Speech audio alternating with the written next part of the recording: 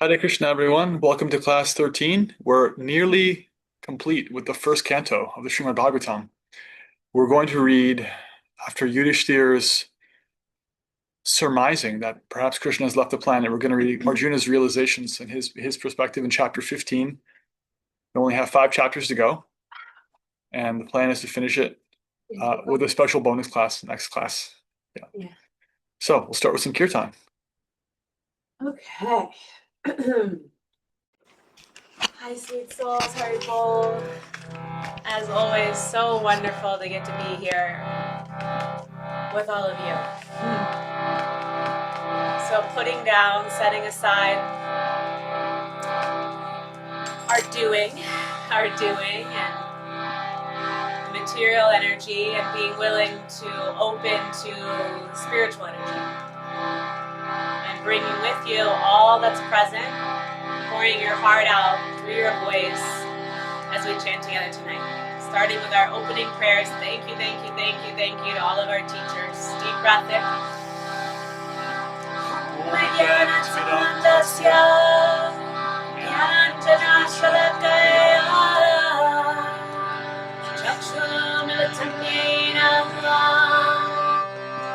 Tasmai Shri Gurave Namah. Jaya Shri Krishna Chaitanya Prabhu Nityananda Shri Advaita Gadadhara Shri Vasari Gaura Bhakta Vrinda. Hare Krishna, Krishna Krishna, Hare Hare, Hare Rama, Rama Rama, Hare Hare.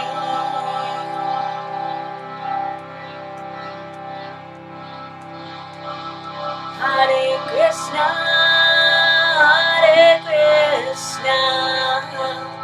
Krishna Krishna, Hare Hare, Hare Rama, Rama Rama, Hare Hare, Hare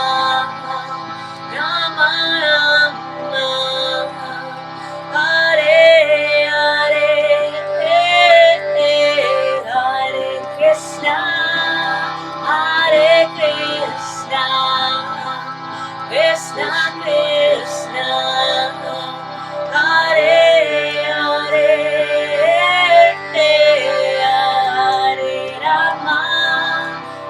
Hare Rama, Rama Rama, Hare Hare, Hare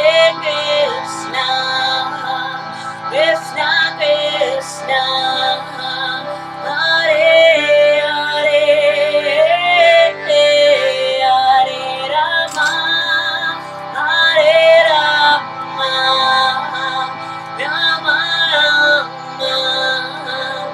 Hare Hare, Hare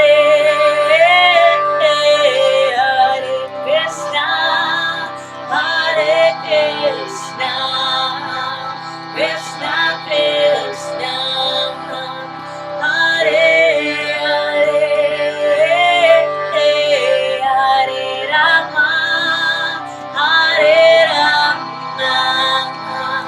Rama Rama, Hare Hare. All together. Hare Krishna, Krishna Krishna, Hare Hare, Hare Rama, Rama Rama, Hare Hare. Again, Hare Krishna, a little louder. Krishna Krishna,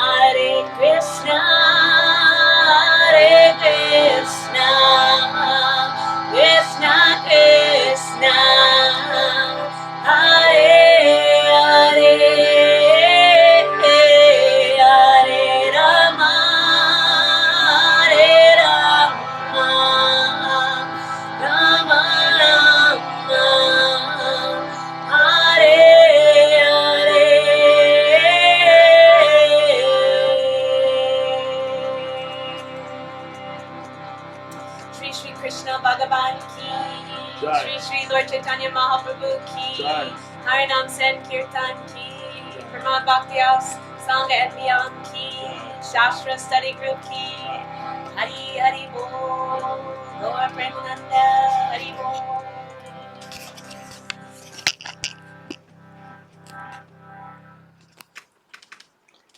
Om Jnanatimirantasya Jnananjana Shalakaya Chakshurunmiritam Yena Tasmai Shri Gurave Namaha. Jai Shri Krishna Chaitanya Prabhu Nityananda Shri Advaita Gadadhara Shri Vasadi Gaura Bhakti Vrinda. Hare Krishna Krishna Krishna Hare Hare Hare Rama Rama Rama Hare Hare. Hare Krishna. All right, we're getting there. We're approaching the end of the first canto. We had really nice reading last week. We read most of chapter 12 and then 13 and 14. So 12 was, the kind of astrological description of what Maharaj Pariksha would be like, prediction by the learned Brahmins before he was born. And 13, we kind of cut scene to Vidura and Vidura's heavy preaching to Dhritarashtra and how Dhritarashtra left and took shelter at the last, very end of his life. And then 14, we have the symptoms of the age really being evident that something drastic is happening, something dire. And Yudhishthira is guessing at it. He hasn't seen his brother Arjuna in some time. Arjuna shows up and he's grief-stricken. He hasn't said anything yet. And Yudhishthira is guessing what has happened. And finally his guess is, has Krishna just left? Is that what's happened? Of course, Narada had given the prophecy that this was going to happen. And that Yudhishthira was therefore expecting it at some point. But we'll take any reflections now or comments. Anything that stood out. Love your reflections in the chat. Let's get the ball rolling.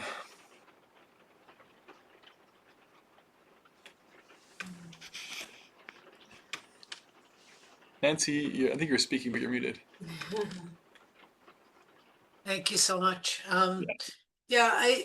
There's so much because it took me a long time to read this. It took me about 3 hours reading all the purports. There's just so much wealth of information in there, and I really got into it. I really enjoyed it. But when I commented, I'd really just read 12, and then I read 13 and 14. It's like, oh, I could have done more.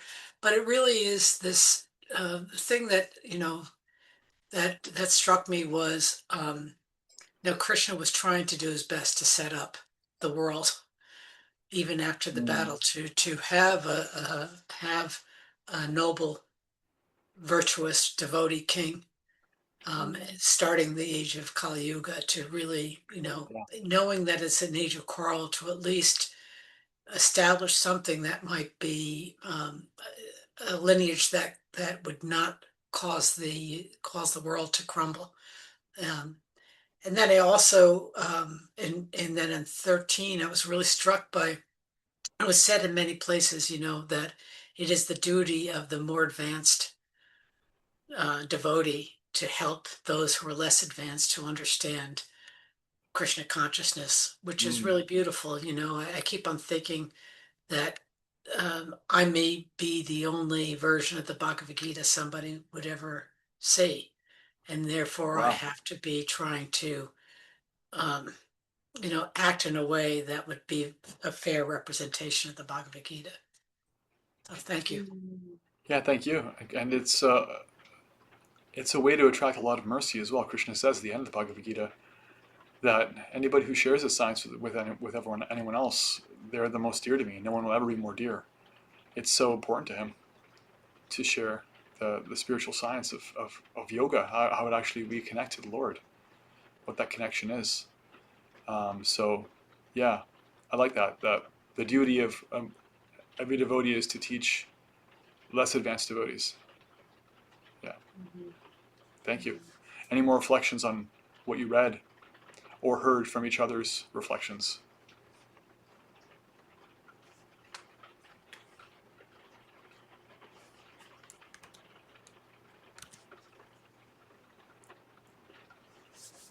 Okay, we can. You want to offer one?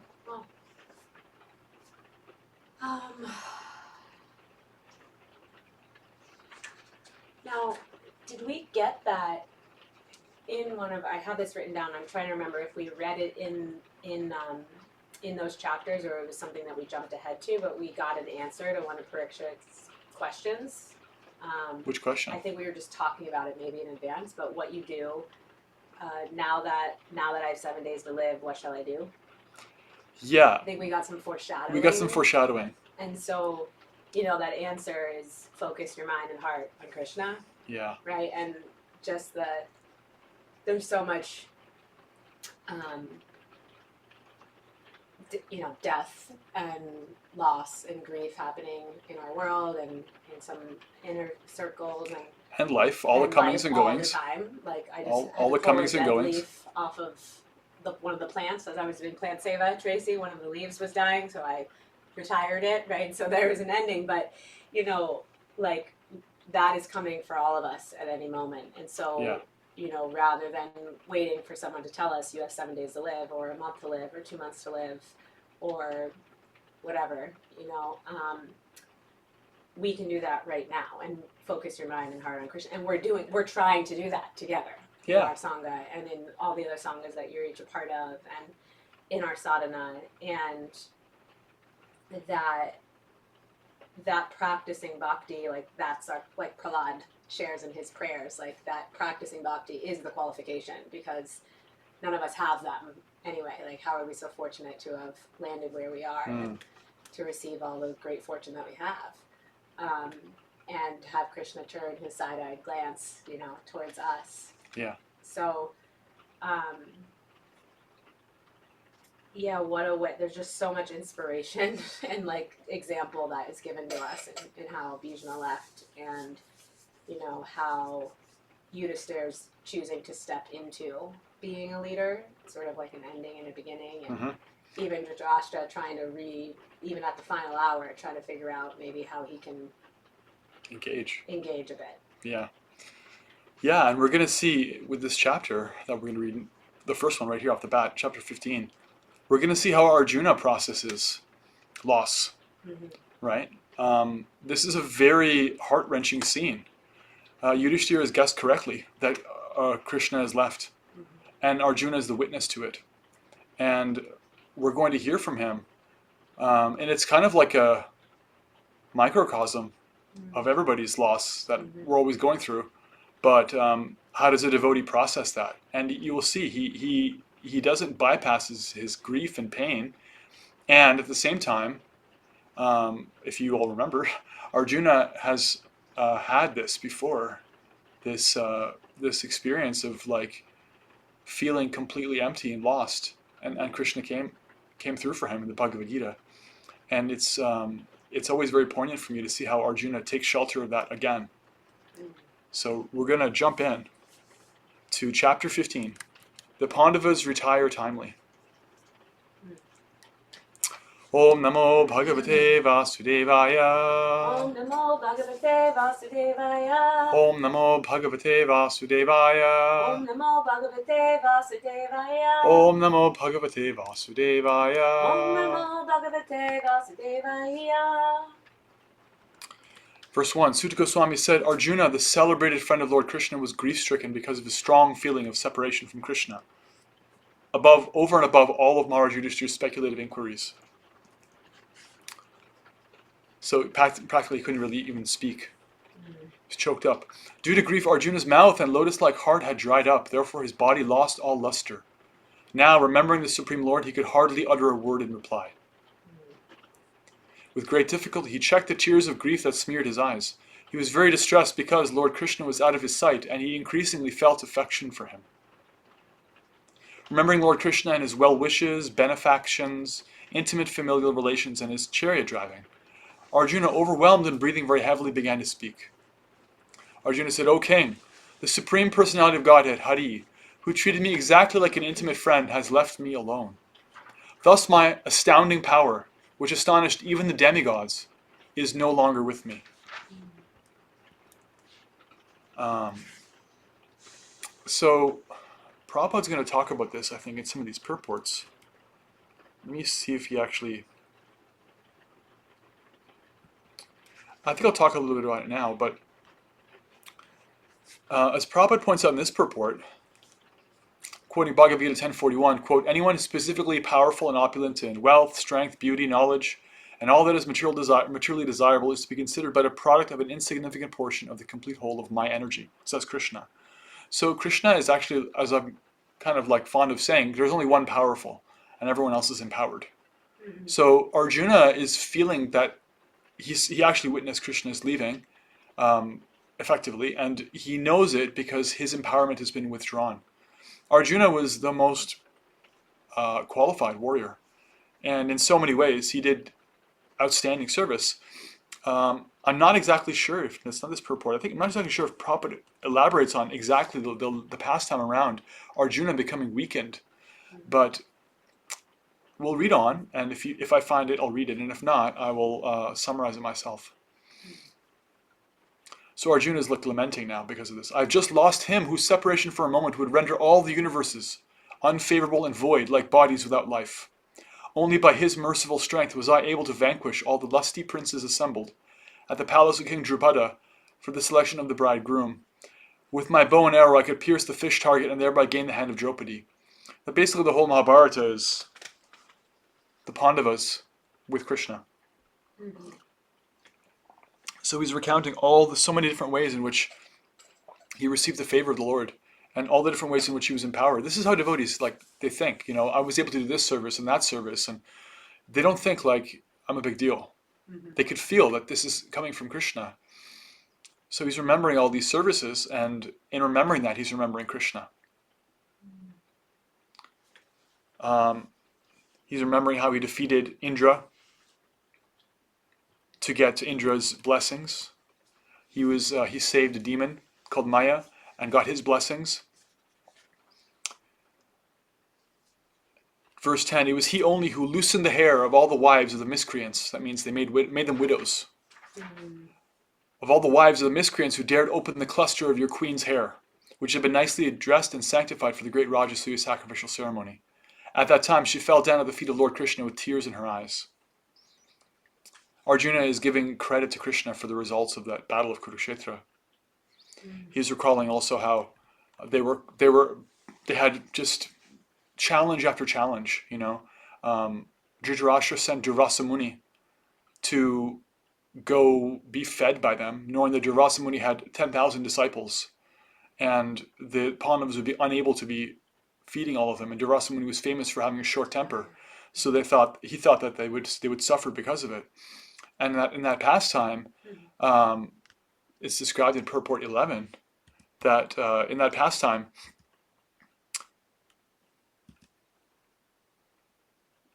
Draupadi had been given a blessing. She had a special, was it like a cooking pot? Yeah. And as long as she hadn't eaten her own meal yet, then the pot would never stop giving. So she was able to feed everybody theoretically, but they came. All these great sages following Durvasa Muni came, and she'd already eaten, and so she couldn't feed them. But there was one grain of rice, and Krishna said, I see there's anything left in that pot for me. Mm-hmm. And she said, there's nothing, just one grain of rice. And he said, give it to me, that's enough. And he ate that grain of rice. And while the sages were all taking their baths in the river, preparing for a lunch, they immediately felt their bellies become completely full. They didn't know how. They were completely full, not able to eat anything. And so they slinked off. They were too ashamed to come and say, well, actually, we don't have any more hunger. Mm-hmm. Because it was just mystical and flabbergasting. And so, because she had served Krishna, the soul of everyone, he reciprocated in this way. And Arjuna is remembering this pastime, as he's remembering so many. Mm-hmm. Verse 13, when I stayed for some days as a guest in the heavenly planets, Arjuna actually went to the higher planets. All the heavenly demigods, including King Indra, took shelter of my arms, which were marked with the Gandiva bow, to kill the demon named Nivata Kavacha. O king, at the present moment I am bereft of the Supreme Personality of Godhead, by whose influence I was so powerful. The military strength of the Kauravas, the enemies of the Pandavas of the battle, was like an ocean in which there dwelled many invincible existences, and thus it was insurmountable. But because of his friendship, I, seated on the chariot, was able to cross over it. And only by his grace was I able to regain the cows and also collect by force many helmets of the kings, which were bedecked with jewels that were sources of all brilliance.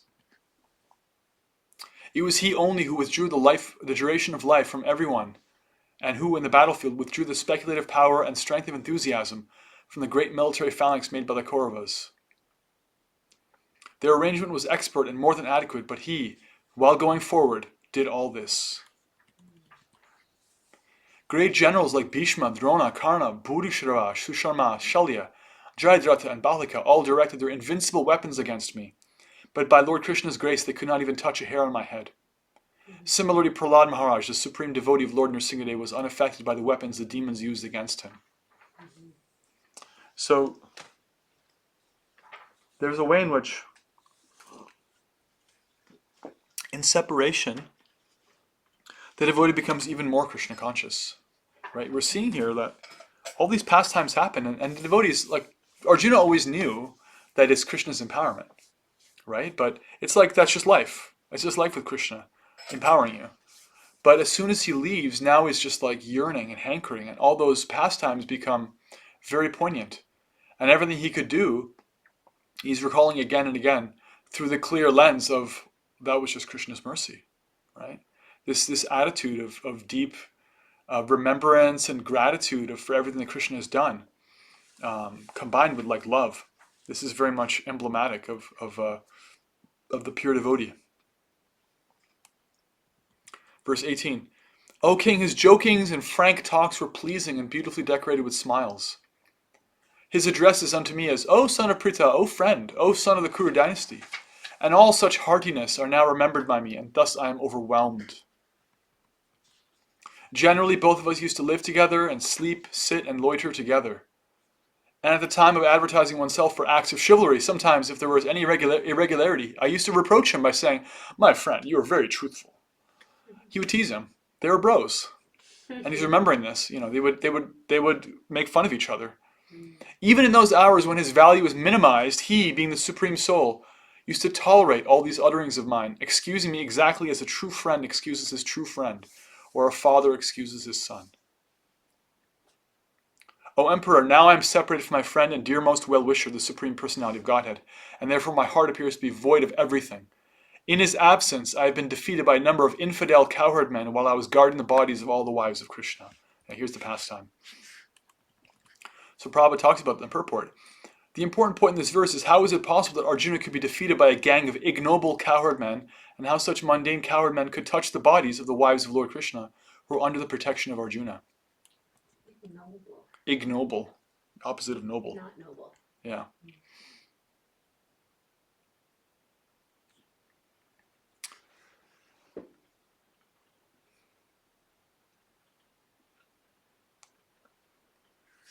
So,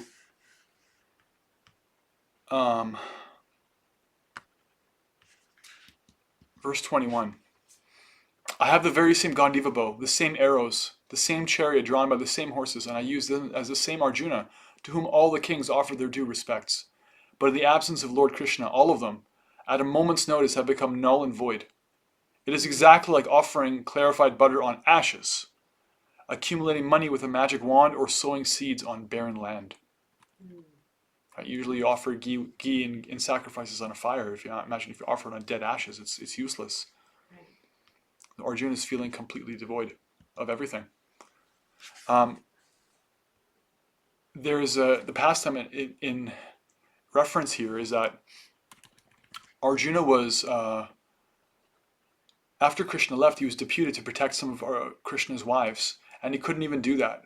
This most powerful of soldiers, warriors, who defeated like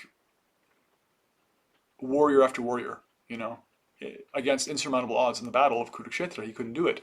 Of course, it was part of Krishna's plan. There's a little bit of a background to this in purport 20, but Arjuna, his own greatness, right? That which, see, we may identify ourselves with our qualities that we have because of our service, like, oh, I'm a teacher, or I'm a warrior, or I'm a business person, or I'm a mother, father, whatever we do, whatever we're good at, whatever we like. And what happens when it's taken away, right? What happens when you're a ski racer and you break your leg? What happens if, something, just your identity is taken away from you, but you're still living? Like, how do you reconcile that? So the only way to do that is to go deeper, find a deeper identity. There's no other way to do it. You can medicate or distract from the pain and loss, but you can't actually resolve it unless you go deeper. So Arjuna is showing us what happens when your service is taken away, your empowerment is taken away, right? Like, what if, like, I memorize the whole Srimad Bhagavatam? Let's say I do that. Let's say I memorize the whole Srimad Bhagavatam, and everyone's like, wow, Shami Pras can memorize. He's got every verse memorized. You can ask him, Canto 7, Chapter 3, verse 22, and he'll give you the Sanskrit and break it. Any verse, 18,000. What a genius. What happens one day when I'm old? And I don't remember the verses anymore. And I'm not that person anymore, right? Like, I'm not glorified for that. Is it all over for me? Well, this is what Arjuna is sitting with. Verse 22 to 23. O king, since you've asked me about our friends and relatives in the city of Dvarka, I will inform you that all of them were cursed by the Brahmanas. And as a result, they became intoxicated with wine made of putrefied rice, and fought among themselves with sticks, not even recognizing one another. Now all but 4 or 5 of them are dead and gone. There's an elaborate description of this in the 11th canto, but the point is Krishna had to wrap up his pastimes. He's leaving, and his own pure devotees who've descended from the spiritual world have to go with him. Otherwise, it's going to cause an imbalance in the planet for them to stay. They don't really belong here. And so he takes them with him. So there's this pastime. And the loss, though, the shift is palpable. We heard in the previous chapters that the earth itself is in an unnatural situation. The seasons, the animals, the activities of people, and Arjuna himself as devotees are feeling like the loss. Verse 24, factually, this is all due to the supreme will of the Lord, the personality of Godhead. Sometimes people kill one another, and sometimes, at other times, they protect one another. O king, as in the ocean the bigger and stronger aquatics swallow up the smaller and weaker ones, so also the Supreme Personality of Godhead, to lighten the burden of the earth, has engaged the stronger Yadu to kill the weaker, and the bigger Yadu to kill the smaller. So it's not like this is just Maya, and they just went nuts and they all died because they were in Maya. Krishna's arrangement is like this, but it's as if the material energies made it happen, you know? But he's wiped them out so perfectly. Had them leave the planet, these pure devotees who aren't from here, to take them back with him.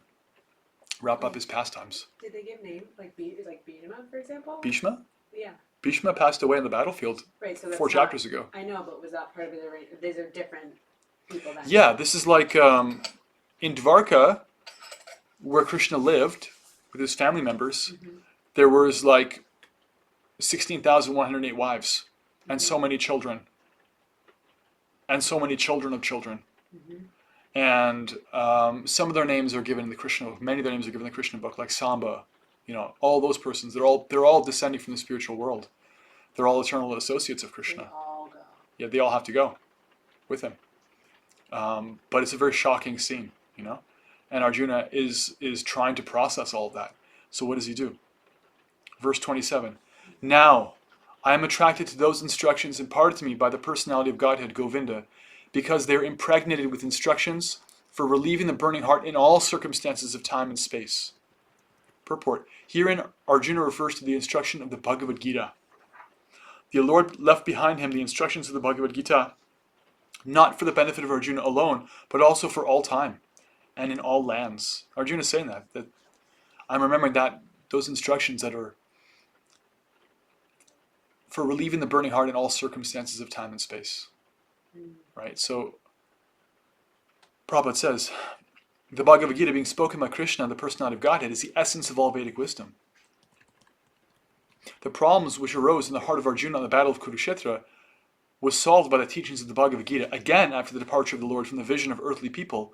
When Arjuna was face to face with being vanquished in his acquired power and prominence, he wanted again to remember the great teachings of the Bhagavad Gita, just to teach all concerned that the Bhagavad Gita can be consulted in all critical times, not only for solace from all kinds of mental agonies, but also for the way out of great entanglements which may embarrass one in some critical hour.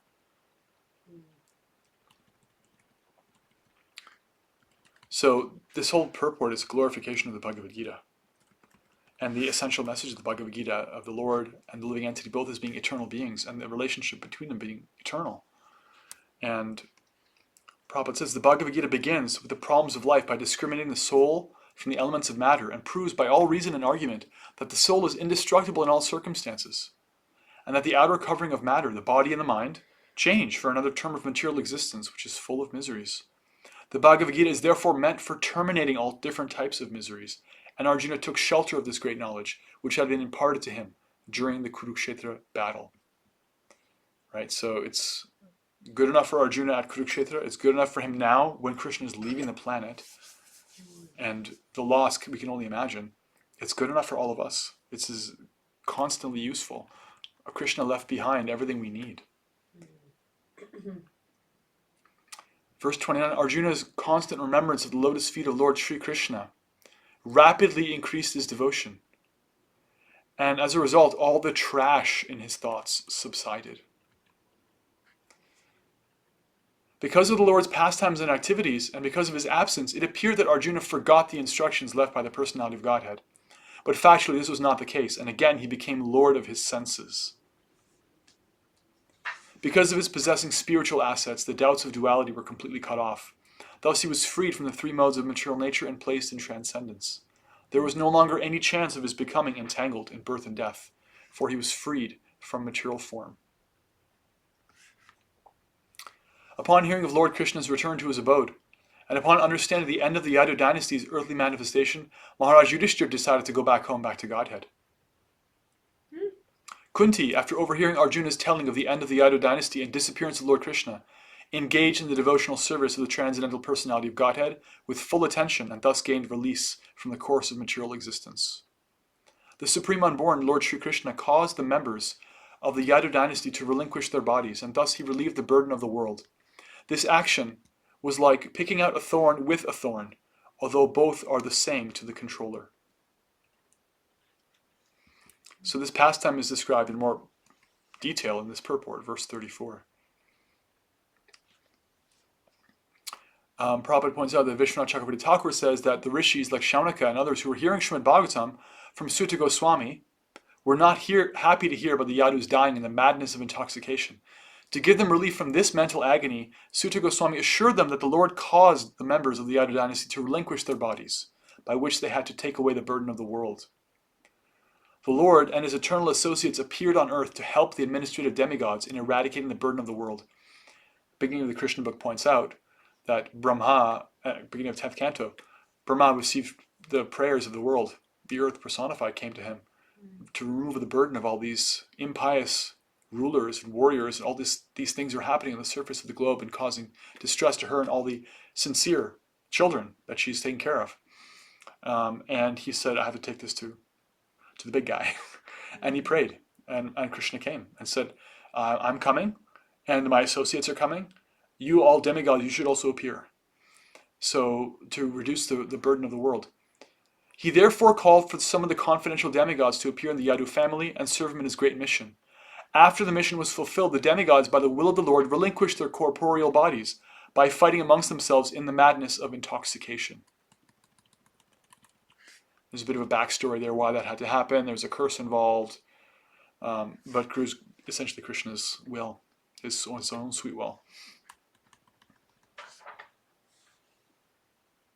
Verse 36, when the personality of Godhead, Lord Krishna, left this earthly planet in his self-same form, from that very day, Kali, who had already partially appeared, became fully manifest to create inauspicious conditions for those who were endowed with the poor fund of knowledge. The ages changed.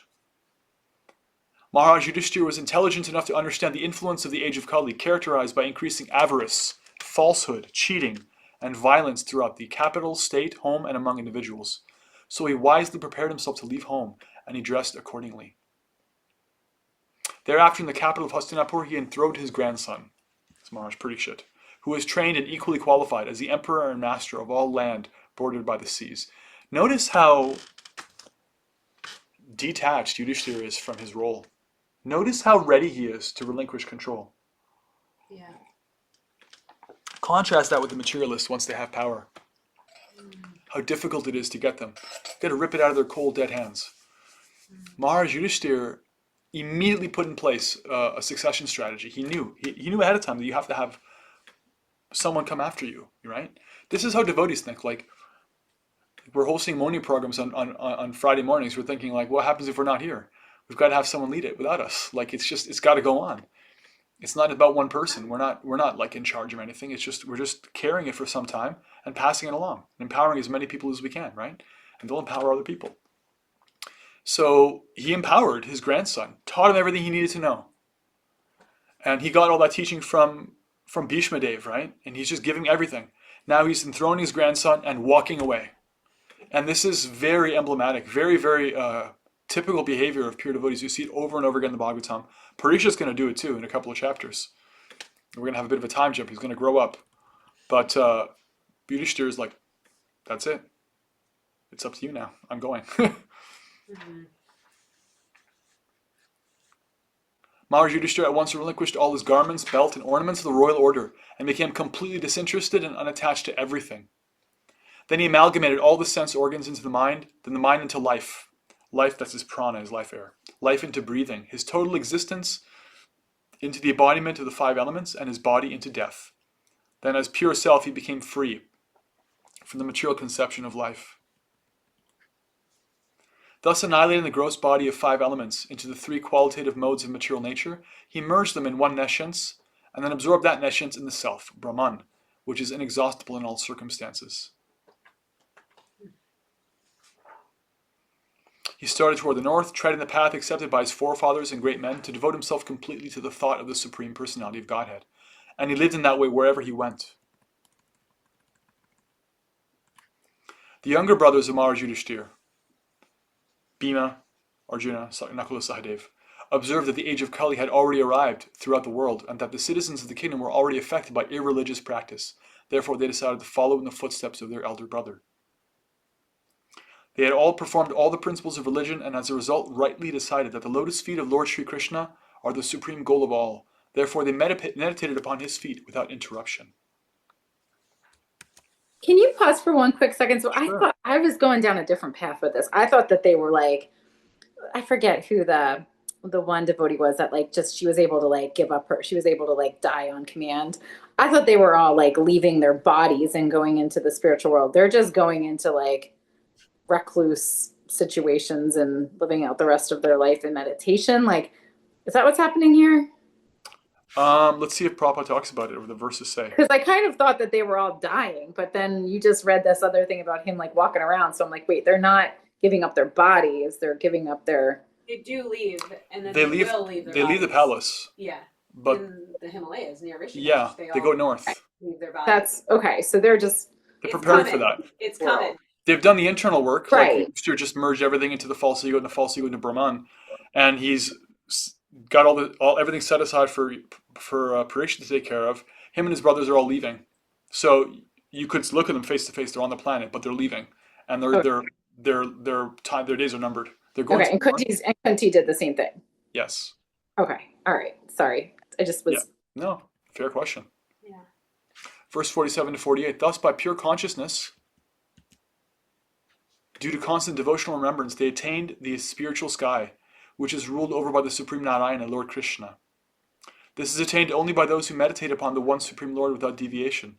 This abode of the Lord Sri Krishna, known as Goloka Vrindavana, cannot be attained by persons who are absorbed in the material conception of life. But the Pandavas, being completely washed of all material contamination, attain that abode in their very same bodies.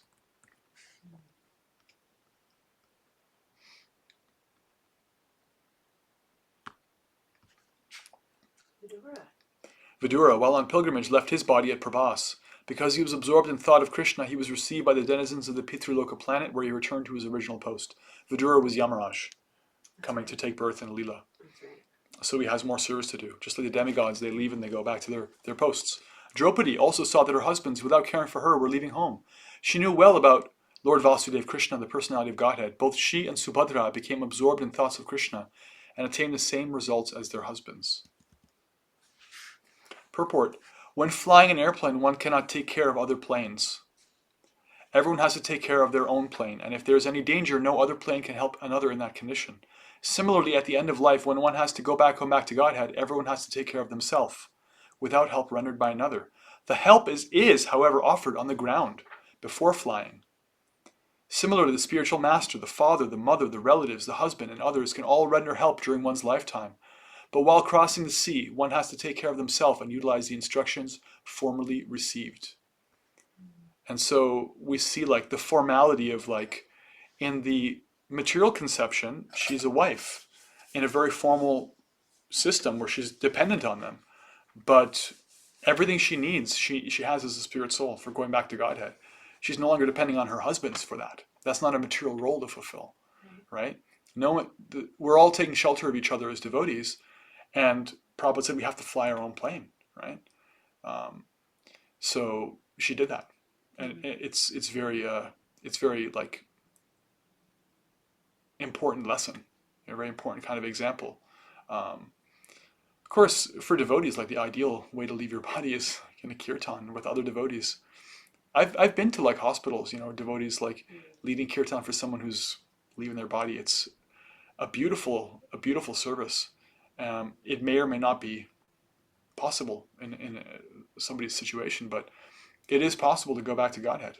It is certainly possible, and we're working towards that. And so we're seeing these examples of devotees, like how unattached they are to matter for its own sake, for their service or whatever. Now, their identity is that I'm a servant of Krishna, and so they're functioning that way. Verse 51, the subject of the departure of the sons of Pandu for the ultimate goal of life, back to Godhead, is fully auspicious and is perfectly pure. Therefore, anyone who hears this narration with devotional faith certainly gains the devotional service of the Lord, the highest perfection of life. Haribol. Now, End of chapter. remind me, Shamir, that maybe it's me remembering this incorrectly, but I remember, is it the end of the Mahabharata, or is it somewhere there where I remember reading and I can like picture it in my mind, them like walking up, a path or something in the Himalayas, and like one by one they do leave their bodies, and like they see I it think it's after described each other. at the end of the Mahabharata. It's Yeah. the end of the Mahabharata. Yeah. Yeah. It's not given in detail here in the given here. Bhagavatam. And remember that Yudhisthira had taken shelter of a dog along Something the like way. that. And when the chariot came to bring him, they said, okay, get in. And he said, well, I'm going to bring the dog too. And they said, no, dogs can't come. And he said, well, I've taken shelter. So this dog has taken shelter of me. And I never Fail in that reneged duty. on that. And it turned out that it was Yamaraj or whatever that Disguise. that the dog turned into, and he showed that he would always keep his word. Yeah. Yeah. This puppy's taking shelter of me. Yeah. There's a lot of details in things like the Mahabharata. The essence is given in the Bhagavatam. Yeah. Thank you. Yeah. All right, we'll take comments, questions, reflections. Ooh, what a heavy chapter. Whew. End of a dynasty, practically. The Pandavas leave, and Krishna leaves all of his descendants. Reflections, Tanya? Yeah, I mean, reading through this, listening to you read through it, it's, Arjuna's realizing and saying out loud that everything is temporary. All his wealth, all his glory, all his victories, everything's temporary. And not only that, but everything that he had was Krishna's. Right. So that's kind of what I'm hearing in all of this, is that just that it's all temporary. It all belongs to Krishna in the first place. So it really never was his in the first at all. Yeah. Yeah. Yeah, his deep remembrance of Krishna was possible because, otherwise we always have all this paraphernalia, including our own body. And if we misidentify it as like it's mine, I am this, then you just leave your body like that, like with attachments. Arjuna, his meditation is, and all the Pandavas, it isn't on like, like he's not talking over and over again about how, but I used to be so strong and now I'm not. He's like, yeah, incidentally mentioning that, but it's all about Krishna. It's like, Krishna's gone. Now I don't have that power. Krishna's gone. I miss him because he did all this he showed up for us. It's all just another function of Krishna consciousness. He's just so deeply in trance on Krishna. And so even like everything getting taken away just deepens that devotion and raises it to a higher place, right? And you contrast that with like what it would be like to die without that kind of awareness. Everything taken away from you, down to the functioning of your own senses and mind. So it's very instructive. It's very instructive. Thank you. You. The I final think it's text, also right? interesting that he then sort of comes to peace by remembering the instructions from the Bhagavad Gita. Yeah, Like he had this existential sort of, I've lost everything, but I understand why this is happening, but oh, wait a minute. I get it. yeah. I can remember now. Yeah. Which just goes to show you, you can have a complete existential crisis and then realize Krishna, as Arjuna did in the battle of Kurukshetra, and then have another one and have to remember. And that's okay. That's okay. That's normal. That's why it's always relevant. Arjuna is showing like, oh, it's not like, oh, I'm saved now because I remembered one time, like I never have to do any work again. It's like we're dynamic and situations are dynamic. And so our remembrance can also be dynamic and be rejuvenated and refreshed. And he does that for our benefit. He shows what it's like to like, there's even a verse that said like, it appeared that he forgot all the mercy of the Lord, but factually he never forgot and he came to his senses and became free from all the trash in his mind or something. And once again situated in Krishna consciousness. So there may be an arc. You may forget again. And that's all right. Keep a Bhagavad Gita near you. And keep people who read Bhagavad Gita really near. They'll remind you.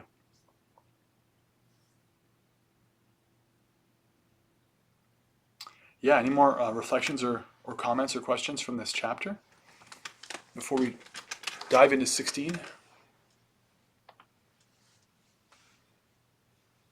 Okay. Chapter 16. How Parikshit received the age of Kali.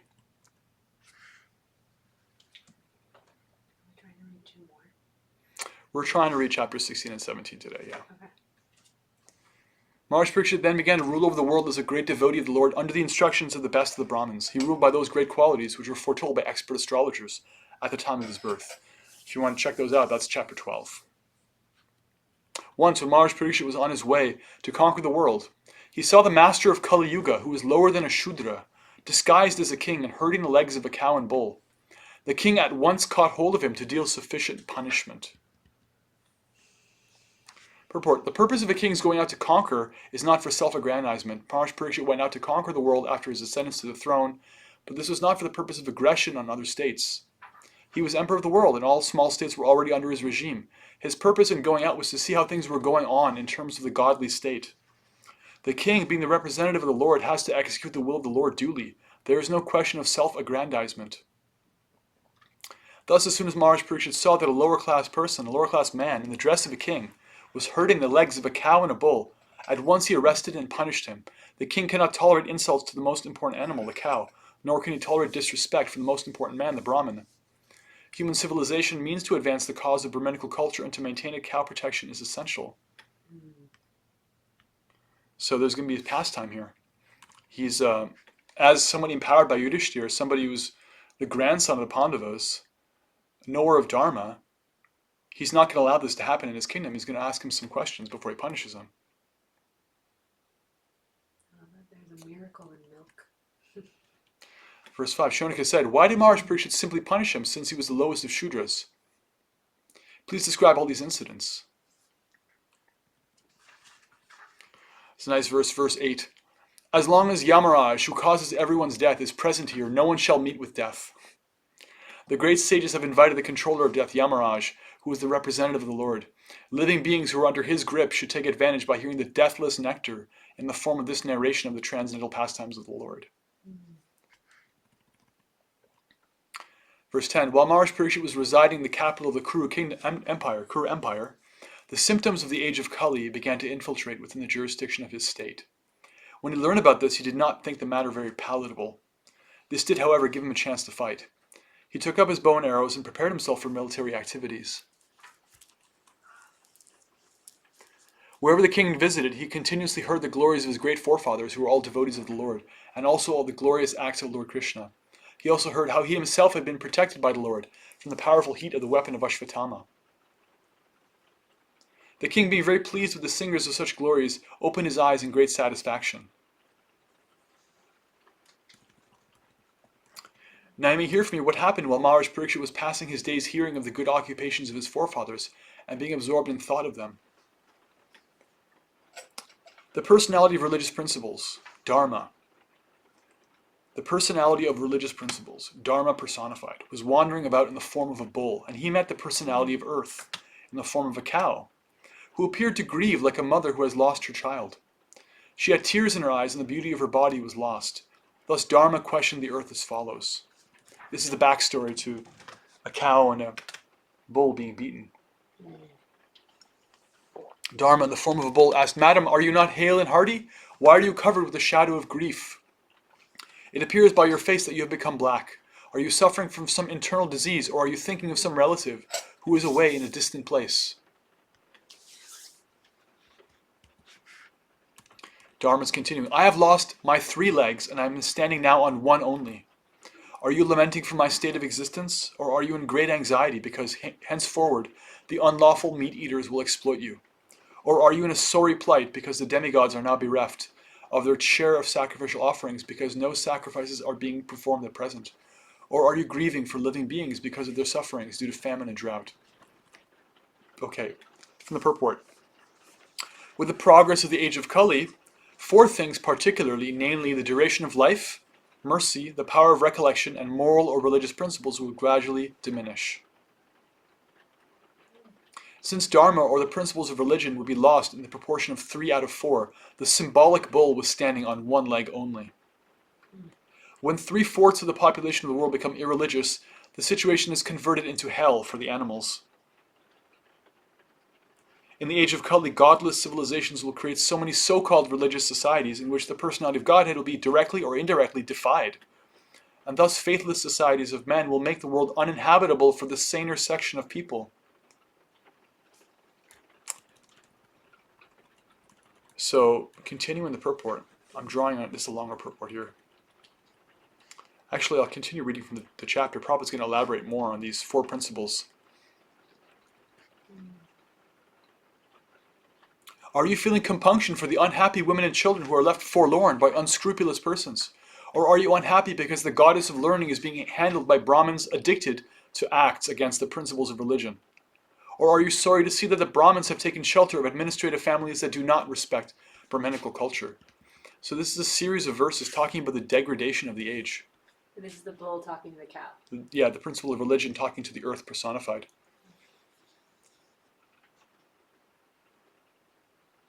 The so-called administrators are now bewildered by the influence of this age of Kali, and thus they have put all state affairs into disorder. Are you now lamenting this disorder? Now the general populace does not follow the rules and regulations for eating, sleeping, drinking, mating, etc., and they are inclined to perform such activities anywhere and everywhere. Are you unhappy because of this? O Mother Earth, the Supreme Personality of Godhead, Hari, incarnated himself as Lord Sri Krishna just to unload your heavy burden. All his activities here are transcendental, and they cement the path of liberation. You are now bereft of his presence. You are probably now thinking of those activities and feeling sorry in their absence. Verse 25. The earthly deity in the form of a cow thus replied to the personality of religious principles in the form of a bull. O Dharma, whatever you have inquired from me shall be known to you. I shall try to reply to all those questions. Once you too were maintained by your 4 legs, and you increased happiness all over the universe by the mercy of the Lord. In him reside truthfulness. This list of qualities here. Truthfulness. In him reside truthfulness, cleanliness, intolerance of another's unhappiness. These are all good qualities. The power to control anger, self-satisfaction, straightforwardness, steadiness of mind, control of the sense organs, responsibility, equality, tolerance, equanimity, faithfulness, knowledge, absence of sense enjoyment, leadership, chivalry, influence, the power to make everything possible, the discharge of proper duty, complete independence, dexterity, fullness of all beauty, serenity, kindheartedness, ingenuity, gentility, magnanimity, determination, perfection in all knowledge, proper execution, possession of all objects of enjoyment, joyfulness, immovability, fidelity, fame, worship, pridelessness, being, as the personality of Godhead, eternity, and many other transcendental qualities which are eternally present and never to be separated from him. That personality of Godhead, the reservoir of all goodness and beauty, Lord Sri Krishna has now closed his transcendental pastimes on the face of the earth. In his absence, the age of Kali has spread its influence everywhere. So I am sorry to see this condition of existence.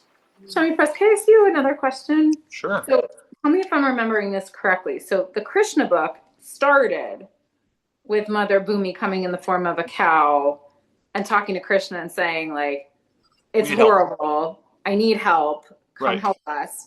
So then, like, Krishna came and helped and made everything awesome.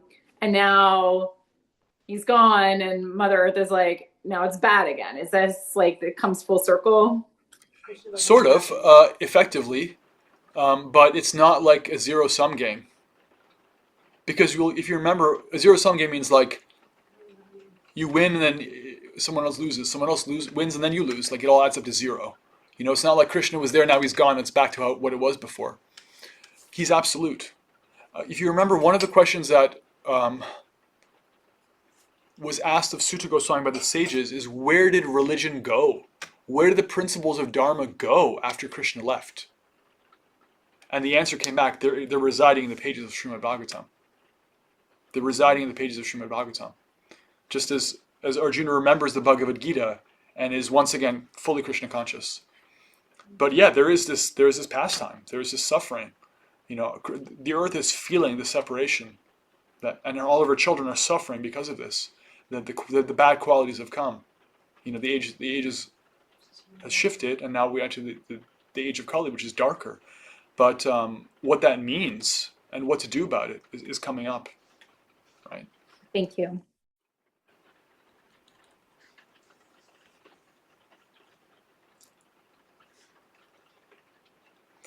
O personality of religion, I was greatly overburdened by the undue military phalanxes arranged by atheistic kings, and I was relieved by the grace of the personality of Godhead. That's what you're referring to. That's the beginning of the 10th canto.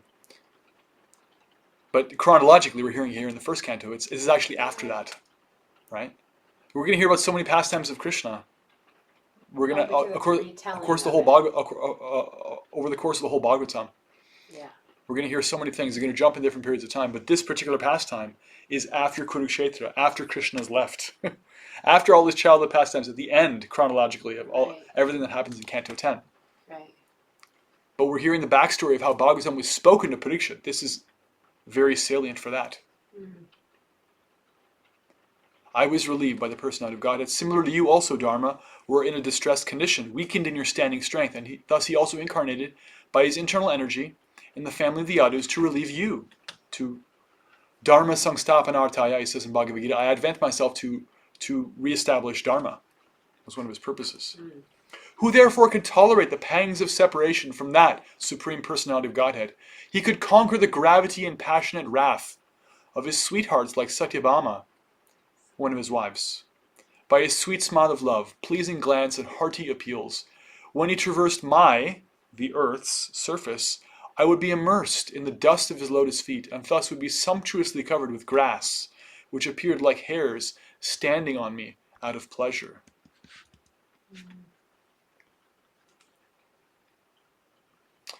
Purport. There were chances of separation between the Lord and his thousands of queens because of the Lord being absent from home. But as far as his connection with earth was concerned, the Lord would traverse the earth with his lotus feet, and therefore there was no chance of separation. When the Lord left the surface of the earth to return to his spiritual abode, the earth's feelings of separation were therefore more acute. Wow. Last verse of the chapter. While the earth and the personality of religion were thus engaged in conversation, the saintly king Parikshit reached the shore of the Saraswati river, which flowed towards the east. Haribol. Okay. Comments, questions, reflections on this chapter?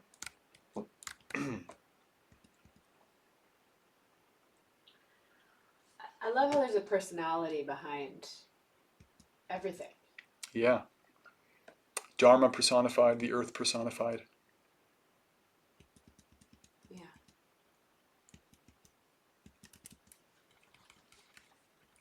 You know, the comment, that was pretty quick. I have to go back and read it again. Yeah, there's a lot there. I skipped some verses. Yeah. I was confused of where you were reading, and I was like jumping around, Yeah. but there's so much here that Uh, it really just shows that what's happening in the age of Kali. But as you said, we're not completely lost because we have the lessons and we have yeah, that's going to come the out path that we will be able to follow to, be able to, survive. Jai. All right, let's see if we can get chapter 17 in. Punishment and reward of Kali. After reaching that place, Maharaj Parikshit observed that a lower class Shudra, dressed like a king, was beating a cow and a bull with a club as if they had no owner. Pitiful scene. The bull was as white as a white lotus flower. He was terrified of the Shudra who was beating him, and he was so afraid that he was standing on one leg, trembling and urinating. Although the cow is beneficial because one can draw religious principles from her, she was now rendered poor and calfless. Her legs were being beaten by the Shudra. There were tears in her eyes, and she was distressed and weak. She was hankering after some grass in the field. Thus Maharaj Parikshit, well equipped with arrows and bow and seated on a golden bossed chariot, spoke to him, with a deep voice sounding like thunder. "Oh, who are you? You appear to be strong, and yet you dare kill within my protection those who are helpless. By your dress you pose yourself to be a godly man, but by your deeds you are opposing the principles of the twice-born Kshatriyas." There's some purports here Prabhupada talks about how it's the duty of administrators and rulers to be very, very careful to protect the rules of Dharma. That that's for the betterment of society. Actually, it's like you cannot be lax in that. It degrades everybody if the earth is violated like this. If the rules of Dharma are violated the way they're being violated in personified form, this is the pastime. Prabhupada said earlier, interestingly, he said the symbolic bull. We don't know. I'm not really exactly clear if that's an indication that this is metaphorical or not. But this pastime is there. You rogue, do you dare beat an innocent cow because Lord Krishna and Arjuna are out of sight? Since you are beating the innocent in a secluded place, you are considered a culprit and therefore deserve to be killed. Maharaj Parikshit asked the bull, "Oh, who are you? Are you a bull as white as a white lotus, or are you a demigod? You have lost 3 of your legs and are moving on only 1. Are you some demigod causing us grief in the form of a bull? Now for the first time in a kingdom well protected by the arms of the kings of the Kuru dynasty, I see you grieving with tears in your eyes. Up until now, no one on earth has ever shed tears because of royal negligence." Purport. The protection of the lives of both the human beings and the animals is the first and foremost duty of a government. A government must not discriminate in such principles. It is simply horrible for a pure-hearted soul to see organized animal killing by the state in this age of Kali. Maharaj Parikshit was lamenting for the tears in the eyes of the bull, and he was astonished to see such an unprecedented thing in his good kingdom. Men and animals were equally protected as far as life was concerned. That is the way in God's kingdom. O son of Surabhi, you need lament no longer. There is no need to fear this low-class Shudra. And O mother cow, as long as I am living as the ruler and subduer of all envious men, there is no cause for you to cry. Everything will be good for you. O chaste one, the king's good name, duration of life, and good rebirth vanish when all kinds of living beings are terrified by miscreants in his kingdom. It is certainly the prime duty of the king to subdue first the sufferings of those who suffer. Therefore I must kill this most wretched man because he is violent against other living beings. He, Maharaj Parikshit, repeatedly addressed and questioned the bull thus. Who has cut off your 3 legs? Please tell me of the perpetrator of these mutilations. Verse 14, whoever causes offenseless living beings to suffer must fear me anywhere and everywhere in the world. By curbing dishonest miscreants, one automatically benefits the offenseless. Right? Not everybody's cut out for this kind of service. It's like very chivalrous kind of. He's got to be tough, but that's his nature. He's a kshatriya. He's a warrior. He's a protector of people. A kshatriya is motivated by the desire to protect people. Right? Brahmins are interested in protecting knowledge. Vaishyas are interested in protecting animals in the natural world, and Shudras protect the arts and crafts and so forth. So this fire, you can see he's got a fire raised in him because the innocent are being attacked in front of him. Think back to what we saw from Bhima, who wanted to kill Ashvatthama, and when Draupadi said spare him, he was like, "Oh heck no, we're not sparing him." He's an offender. This is the kind of mentality that Parikshit has too. So, Prabhupada has an expression: you don't want a violent brahmana, and you don't want a non-violent police officer, in the sense of like someone maintaining law and order. You have to have somebody who's willing to do the necessary. That has to be controlled, but they have to be willing to do the necessary. You cannot have a pacifist fulfill that role, as much as you cannot have a violent person fulfill a peaceful role. So he's doing the necessary. He's ready to do the necessary. However, he hasn't actually done anything yet. Verse 16: the supreme duty of the ruling king is to give all protection to law-abiding persons and to chastise those who stray from the ordinances of the scriptures in ordinary times when there's no emergency. Verse 17: the personality of religion said, "These words just spoken by you befit a person of the Pandava dynasty." Captivated by the devotional qualities of the Pandavas, even Lord Krishna performed duties as a messenger. He's asked, who did this? Who attacked you? Here's his answer. Verse 18: O greatest among human beings, it is very difficult to ascertain the particular miscreant who has caused our sufferings, because we are bewildered by all the different opinions of theoretical philosophers. Some of the philosophers who deny all sorts of duality declare that one's own self is responsible for his personal happiness and distress. Others say that superhuman powers are responsible, while others say that activity is responsible, and the gross materialists maintain that nature is the ultimate cause. There are also some thinkers who believe that no one can ascertain the cause of distress by argumentation, nor know it by imagination, nor express it by words. O sage amongst kings, judge for yourself by thinking over all this with your own intelligence. What an interesting answer. Who has done this? And he's saying, well, where does suffering come from anyway? There's different opinions. And so his response, Parikshit's response, verse 22, O you who are in the form of a bull, you know the truth of Dharma, and you are speaking according to the principle that the destination intended for the perpetrator of irreligious acts is also intended for one who identifies the perpetrator. You are no other than the personality of religion. What does this mean? From the purport, Prabhupada says, to verse 22, a devotee's conclusion is that no one is directly responsible for being a benefactor or mischief monger without the sanction of the Lord. Therefore, the devotee does not consider anyone to be directly responsible for such action, but in both the cases he takes it for granted that either benefit or loss is God sent, and thus it is his grace. In the case of benefit, no one will deny that it is God sent, but in the case of loss or reverses, one becomes doubtful about how the Lord can become so unkind to his devotee as to put him in great difficulty. Jesus Christ was seemingly put into such great difficulty, being crucified by the ignorant, but he was never angry at the mischief mongers. That is the way of accepting a thing, either favorable or unfavorable. Thus, for a devotee, the identifier is equally a sinner, like the mischief monger. Interesting. Dharma is saying, I won't name who did it. And Parikshit is saying, because you're not willing to name it, I can see that you're following that principle that anybody who names it is also implicated in the thing itself. You must be Dharma. Because this is such a high thing. You're Dharma personified. Because the idea is that if you take a stand and say, this is right and this is wrong materially, and here are the good guys and here are the bad guys, right? You take that dualistic thinking, you're now implicating yourself in the cycle of karma. You're saying like, I actually understand what's causing what to happen. You're not actually seeing how there's a higher cause. You're not seeing outside the cycle, right? Perpetrator, victim. You're not actually seeing outside that cycle. You're not breaking that cycle. So now you're part of the cycle. But the Dharma bull is actually saying something completely transcendental to that cycle. He's not actually speaking up in a way, which is bewildering. But Parikshit's identified, oh, you must be Dharma personified. We can take reflections on this and questions a little bit later. Hopefully we'll finish this chapter in a minute. It's a subtle point.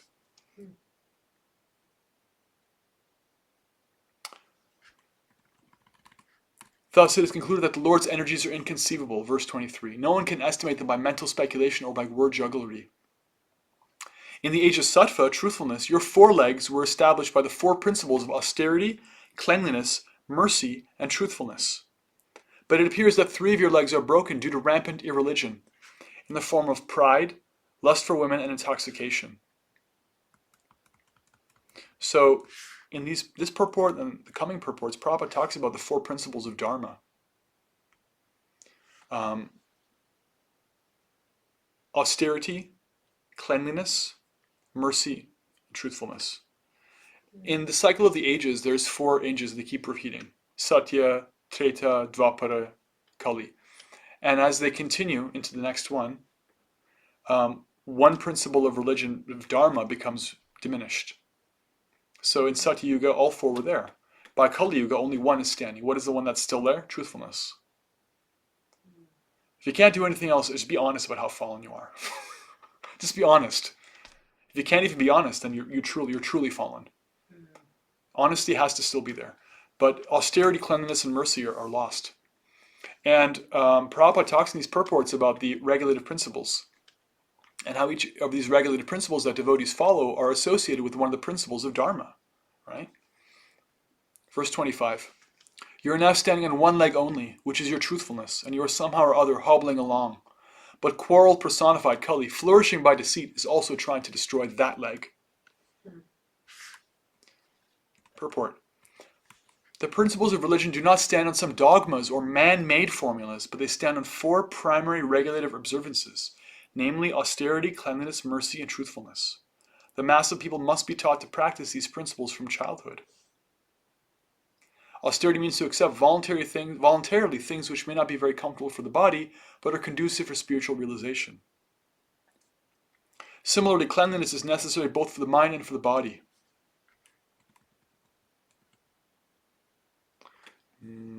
What else does he say here? Gradually, these attributes have diminished in the Treta to 3/4, the Dvapara to 1/2, and in this age of Kali to 1/4, which is also gradually diminishing on account of prevailing untruthfulness. By pride, either artificial or real, the resultant action of austerity is spoiled. By too much affection for female association, cleanliness is spoiled. It's taking advantage of women, on illicit connection. By too much addiction to intoxication, mercy is spoiled. And by too much lying propaganda, truthfulness is spoiled. Yeah, there's some elaborate purports here about the principles of avoiding illicit sexual connection, meat eating, intoxication, and gambling, and how they correspond with these 4 principles, right? Like meat eating diminishes mercy, right? Gambling is an attack on truth, so forth.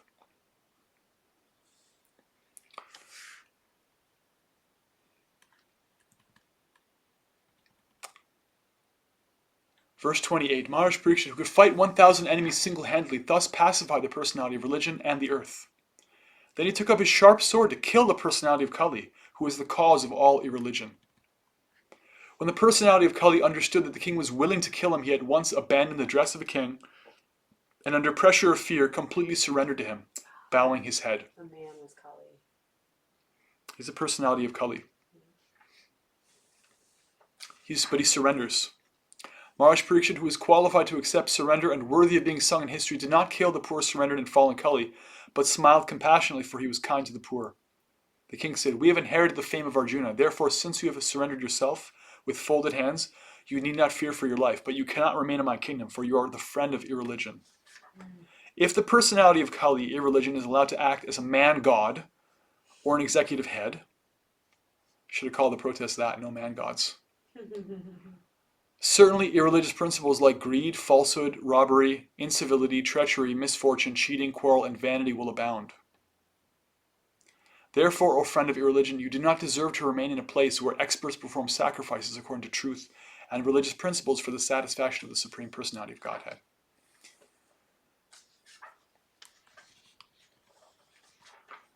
Verse 35, Sutta Goswami said, the personality of Kali, being thus ordered by Maharaj Parikshit, began to tremble in fear.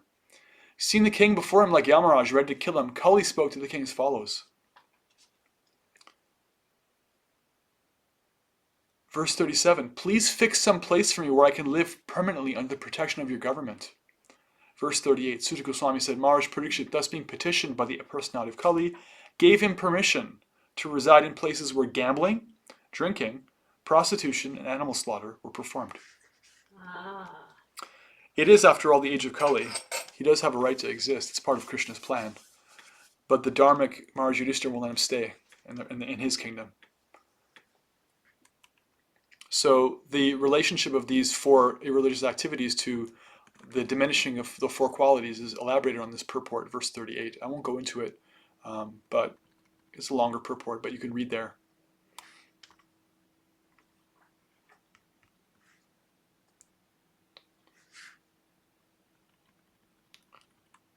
Verse 39.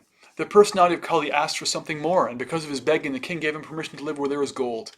Because where there is gold, there is also falsity, intoxication, lust, envy, and enmity. Interesting.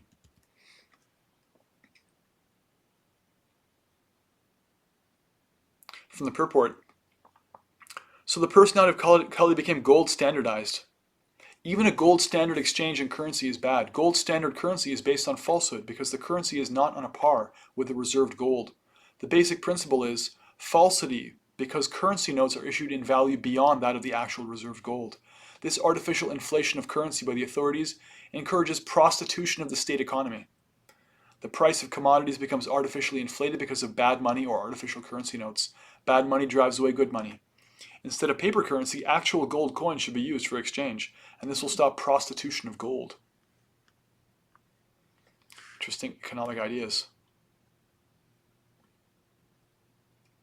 Thus the personality of Kali, by the direction of Maharaj Parikshit, the son of Uttara, was allowed to live in those 5 places. Therefore, whoever desires progressive well-being, especially kings, religionists, public leaders, Brahmins, and sannyasis, should never come in contact with the 4 above-mentioned irreligious principles. Thereafter, the king re-established the lost legs of the personality of religion, the bull, and by encouraging activities, he sufficiently improved the condition of the earth.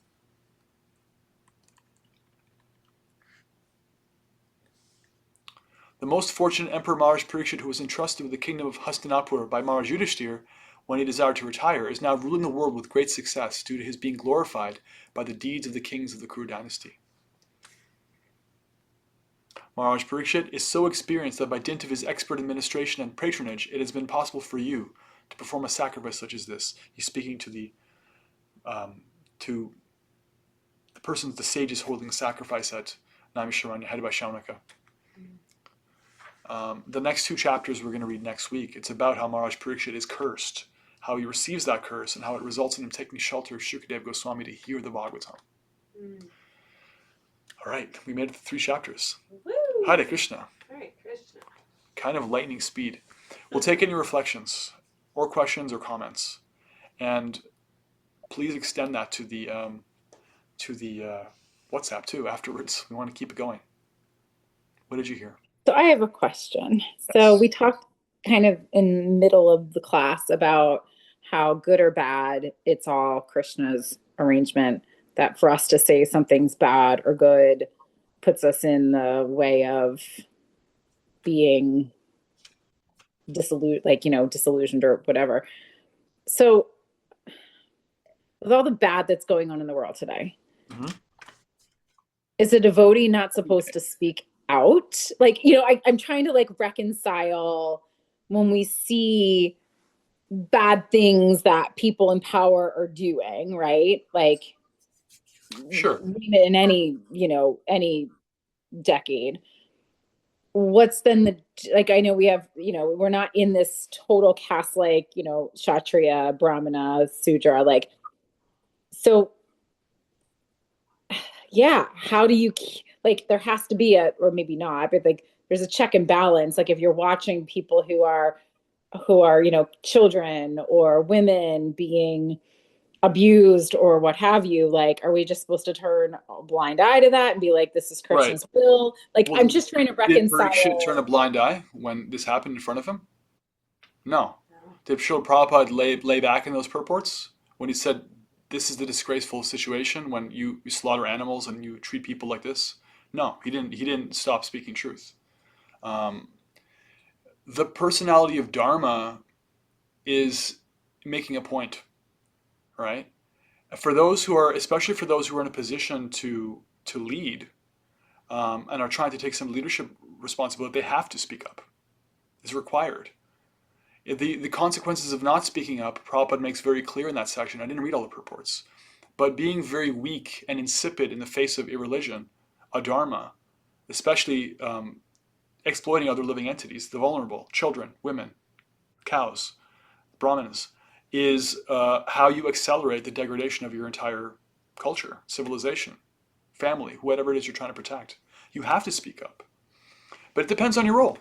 It depends on your role, right? Like, you're saying, like, with everything that's going wrong in the world today, unfortunately, that's been going on in Kali Right. Yuga every day. Right. It's like no matter what decade it Yeah, is, we've seen it. And I yeah, just trying to reconcile the concept of this grand concept of good or bad, it's all Krishna's will, and yeah, we're not getting in the way of that.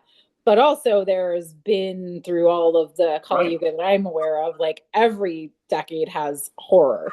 Yeah, And so, there's leaders, which clearly can be good leaders or not so good leaders, and then there's people like us, and it's just like, so I'll just go to the level of devotee, like what's our responsibility in the face of inequity and in the face of abuse and things like that? Like, how do we well, reconcile that with this concept of everything's Krishna's energy and here for a purpose? yeah. You reconcile it um, by internally cultivating that realization that everything is Krishna's. That's ultimately true, and behaving externally as he wants his devotees to externally behave. We see how he empowers Parikshit. We see how he empowers Yudhishthir. We see how he empowered Bhishma. We see how all these great kings, Prahlad Maharaj, maintain order and how they establish that. We see how interested Krishna is in having dharmic people in a position of authority. Now, you may not be an authority, but you do have a right to speak your truth, right? But I think generally the way to make it practical and manageable, otherwise there's so much going on always, is to think globally and act locally. You have to be very interested in that which you can control, which begins with yourself. That's our responsibility, is to first purify ourselves. And then, like your Sangha, and have it reflect the values that you believe the Bhagavatam and your gurus and Krishna embody, right? And let that be a beacon, you know? And keep your house clean, right? Like if you have a last name and someone with your last name does something, it makes you look bad. If you have a gender, or if you're a Vaishnava who wears tilak and someone goes out there with tilak and does something that's heinous, it makes us look bad. So we should keep our house clean. I think that people have a responsibility of starting from home, and keeping ourselves and each other accountable for the highest standards, so that we don't let down our acharyas. We don't let down Krishna. That's what I've understood from the mood of Srila Prabhupada and all of our acharyas. They were in no way laissez-faire about these things just because everything's Krishna's arrangement, right? That's the idea of being laissez-faire is usually used as either bypassing by someone who's not prepared to take responsibility, or it's the high philosophical truth, which is something you cultivate internally, right? We see, like, Arjuna is told, punish Ashvatthama and satisfy everyone who wants him dead and everyone who doesn't want him dead. Both sides of this, right? Those who are like mercy and those who are like, cut off his head, I want to see him bleed, right? He's earned it. And he's got to find a way to do that. The specifics vary, Of course, he's in the position to make that decision. Take note. We don't want to be like armchair backseat drivers making decisions for everybody. That's not going to help us. But if we are in a position to make any decision around our own lives, to have input in our local sangha, then do that. Know what your role is, and take responsibility around what you can control. And if you get a management position or some kind of formal structure of authority, be very careful with it. Be very, very careful, because you could do a lot of good and you could do a lot of bad. All you have to do is look at somebody misusing authority and see how much it damages people's faith, and how much it helps them if somebody in a position of authority holds the standards of what to speak of, just good moral sattvic standards. If they follow like a high Krishna conscious standards, how uplifting that is, right? So leadership is a very, very responsible thing. Don't hanker for it. Don't envy such a person who has to make decisions. It's very difficult to do. But if it comes to you and you're asked to take some leadership, then do it responsibly. And it'll come because you take responsibility for yourself first, and you make something work locally, you know? Everybody's a leader in the higher sense. Like everyone's got to lead in some context. Like parents are leaders for their children. Older siblings are leaders for their younger siblings. So just find the situation where you're actually called to be a leader, where it's actually like relevant for you and appropriate, and you're not being a backseat driver, and just do it to the best of your ability, and try to purify your own heart. Because this pastime we're seeing here, the age of Kali infiltrating, this is not other people. This is not like, this is us. It's just humanity. It's just our potential. It's always going to be there. It could be there in this movement. It could be there outside the world. It's just, we're chanting Hare Krishna. We have all these benefits, all these blessings given to us. We can still step out of line and make mistakes. It has happened. You know, it does happen. It happens less, but better it doesn't happen at all. So be humble and be serious. And yeah, you can call it out, but do it without recrimination. Do it internally detached. Do it for the betterment of the persons involved. And if you can't do that, and it's not your service, then maybe don't. Maybe leave it to someone who is in charge, because it's a heavy thing to have to like do what needs to get done externally, but still have compassion for the person involved. It may not be your dharma to do that.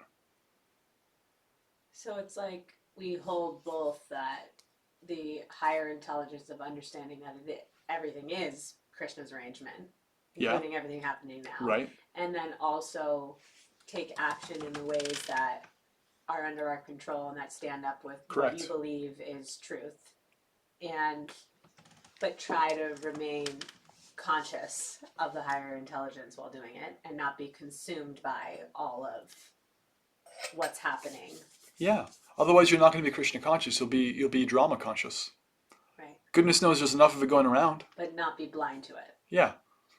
But Prabhupada is very, very clear in his criticisms. Very clear. Sometimes the impersonalists, they would criticize Srila Prabhupada for being so apparently embroiled in the material world. Prabhupada, he was interested in, and he was qualified in, to be a leader, to actually speak truth, right? If you're going to sit on the Vyasasana and start speaking, you have to be able to speak unpalatable truths. You have to be able to tell people, like, I'm sorry, but this is what is degrading society, you know? Our inability to actually, like, control our tongue, and our refusal to actually, like, eat a diet that doesn't implicate us in terrible suffering for other living entities is part of why our men and women are dying like animals. It's karmically linked. We have to be able to say that. We have to be convinced of that and then be able to say that. If you're giving a class, if you're leading in some way, I guess it's true. At least we should be confident of the truth of these things ourselves. But it may not be like our public service to speak up. Like, you know, what's the context? Where are we preaching? Is it at the dinner table at Thanksgiving? Like, it may not work, right?